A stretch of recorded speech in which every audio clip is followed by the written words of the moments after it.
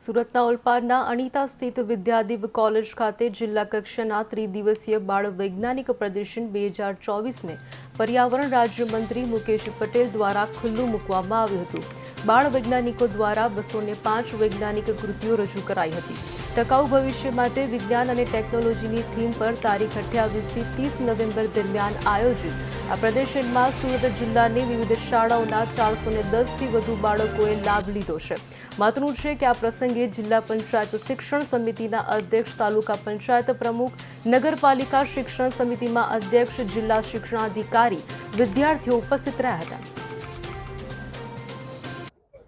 આજે જિલ્લા કક્ષાનો વિજ્ઞાન મેળાનો શુભારંભ ઓલપાડ તાલુકાના અનિતા કોલેજની અંદર શરૂ કરવામાં આવ્યો છે।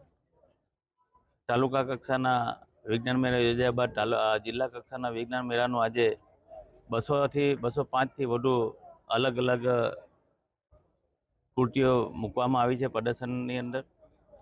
આપણે જોઈએ છે કે તમે અલગ અલગ જે સ્ટોલ પર જશો તો જે રીતે ક્લાઇમેટ ચેન્જની અંદર કયા કયા પરિવર્તન આવી રહ્યા છે, સફાઈની અંદર કઈ રીતના સફાઈ કરવી છે, આપણે જોયું છે કે વેસ્ટ વોટરને કઈ રીતના એનો ટ્રીટ કરીને ઉપયોગ કરી શકાય, ગ્રીન એનર્જીનો ઉપયોગ કઈ રીતના કેવી રીતના ગ્રીન એનર્જી થઈ શકે, આવીને અનેક પ્રકારની બધા પ્રદર્શન વિદ્યાર્થીઓએ મૂકવામાં આવ્યા છે। અને આ જ વિદ્યાર્થી આવતીકાલનો વૈજ્ઞાનિક છે। તમે જુઓ છો કે જે રીતે વિદ્યાર્થીનું જે ટેલેન્ટ છે અને જે રીતે બધી કૃતિઓ રજૂ કરી છે એના પરથી ખબર પડે છે કે એક સ્કૂલનો વિદ્યાર્થી આજે વૈજ્ઞાનિક સુધી પહોંચી શકે છે। જે રીતે દેશના વડાપ્રધાન મોદી સાહેબે વિજ્ઞાનને ખૂબ મહત્ત્વ આપ્યું છે અને એ જ રીતે આપણે જોયું છે કે મોદી સાહેબે કહેતા હતા કે ભાઈ નિષ્ફળતાની અંદર સફળતા હોય છે અને એટલા માટે જ ચંદ્રયાન 2ની નિષ્ફળતા બાદ પણ સફળતા મેળવીને આજે આપણે ચંદ્ર પરની ઉપર પહોંચ્યા છે।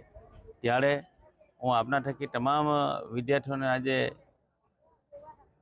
આશીર્વાદ